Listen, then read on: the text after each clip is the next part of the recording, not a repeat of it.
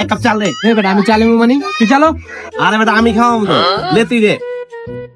Rifat 2 cup চালো। বেটা তোরাই খাবি, আমি খাম না। খাবি ল 3টা ল।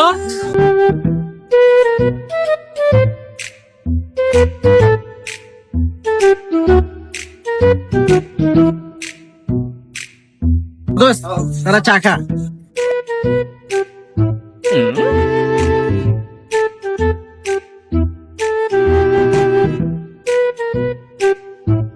চামচ আনিকা দেখা এই কই যা?